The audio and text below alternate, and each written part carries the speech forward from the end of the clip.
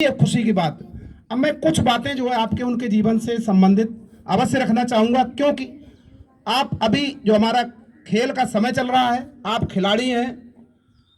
Major Dhyanchand जी ज़्यादा समय नहीं लूंगा।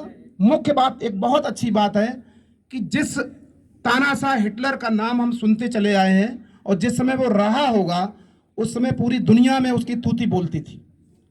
ऐसे में सुनिए कि एक व्यक्ति को हिटलर ने खेलते हुए बुलाया और कहा कि आप अपनी जो हॉकी स्टिक है, मुझे ऐसा लग रहा है कि इसमें मैग्नेट लगा हुआ है, इसमें चुंबक लगी हुई है। उनकी हॉकी को छीना, मतलब ले लिया और उसको तोड़ दिया। उसके बाद उनको एक केवल अपनी हॉकी दी गई थी, नॉर्मल, और उन्होंने उसी में वह प्रदर्शन करके दिखाया कि जर्मनी के खिलाफ 0-28, यानी कि उनका 0, हमारे कितने हुए गोल? 28। सोचिए जरा, ऐसे संभव नहीं हुआ केवल बातों से, केवल इच्छा रखने से नहीं हुआ। उनके अभ्यास के बारे में आप जानते हैं कैसे वो अभ्यास करते थे? वो अभ्यास करते थे अपने फील्ड में जहां वो प्रैक्टिस करते थे। हम आपके जैसे नहीं कि आए, खेल शुरू हो गए तो अभ्यास शुरू हो गया, उसके बाद बंद हो गया। रात में भी करते थे, चांदनी रात में, दिन में भी करते थे जब समय मिलता था। और उन्होंने खिलाड़ी नहीं होते थे, उन्होंने अपने फील्ड में खूंटे गाड़ रखे थे जगह जगह पर, घने। उन खूंटों से अपनी स्टिक से बाल को निकाला करते थे। वो खूंटे कौन थे? खिलाड़ी, उनके प्रतिद्वंदी वो खिलाड़ी हुआ करते थे। तो जब उन्होंने इतनी प्रैक्टिस की, कर्ण अर्जुन के बारे में सुना जाता है कि द्रोणाचार्य का अभ्यास जब बंद हो जाता था उनके द्वारा कराना, तब उसके बाद अर्जुन रात में जाता था। एक बार की बात है, कुछ आवाज आ रही थी तो पता लगा कि अर्जुन कहीं तीरंदाजी कर रहा है रात के समय पर। तो वहां पूछा, भाई क्या कर रहे हो? बोले ये अभ्यास चल रहा है। तो अभ्यास ऐसे किया जाता है। तो ध्यानचंद जी का जो वो खूंटों के अंदर जो अभ्यास हो रहा था, वो जर्मनी खिलाड़ी हो या कहीं के भी खिलाड़ी हो, कहीं के भी खिलाड़ी रही हो, उन खूंटों से तो ज्यादा डायनेमिक नहीं रहे होंगे वो। तो ऐसी प्रैक्टिस उनकी, तब उन्होंने इस तरीके से जो गोल किए और हमेशा उन्होंने अपने भारत के लिए गौरवान्वित किया।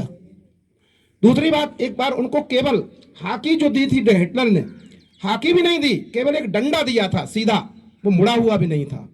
ये छोटी छोटी बातें हमें जाननी चाहिए और हमें बड़ा महसूस करना चाहिए गौरवान्वित कि वो हमारे देश के थे। और उनके एक भाई भी थे, वो भी हॉकी में खेले थे, जिनका नाम था, पता है आपके लिए? कैप्टन रूप सिंह, जिनका स्टेडियम ग्वालियर में बना हुआ है। ये हमें जानकारी होनी चाहिए सब। अगर हम किसी विशेष व्यक्तित्व के बारे में पढ़ते हैं तो हमें केवल विशेष व्यक्तित्व के संक्षिप्त जीवन परिचय से काम नहीं चलने वाला।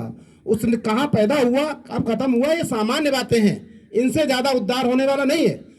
उसकी यात्रा कैसी रही, पैदा होने से लेकर अंत समय तक के जो बीच का उसका कार्यकाल था, उसका जन्म काल, बाल्यकाल, युवावस्था, वृद्धावस्था, उसने क्या हमें दिया और कैसे दिया, कितनी मेहनत की, और आप क्या दे सकते हैं उससे सीखकर।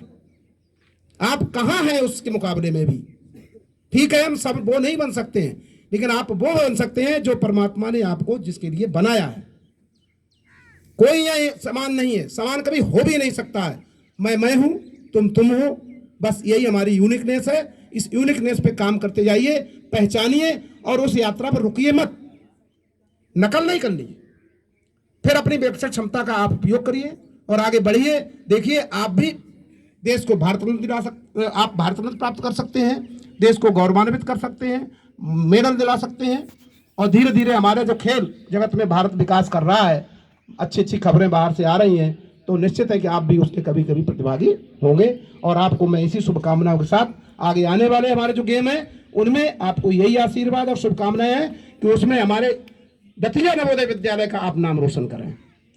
हमारा क्षेत्र बढ़ता जाता है। अभी आप दतिया में खेलेंगे, दतिया का नाम, जब आप रीजन लेवल पर जाएंगे तो अपने रीजन का नाम, जब आप नेशनल पर जाएंगे तो अपने नेशन का नाम, राज्य का नाम। इस तरीके से हमें हमारा वाइडनेस आती जानी चाहिए।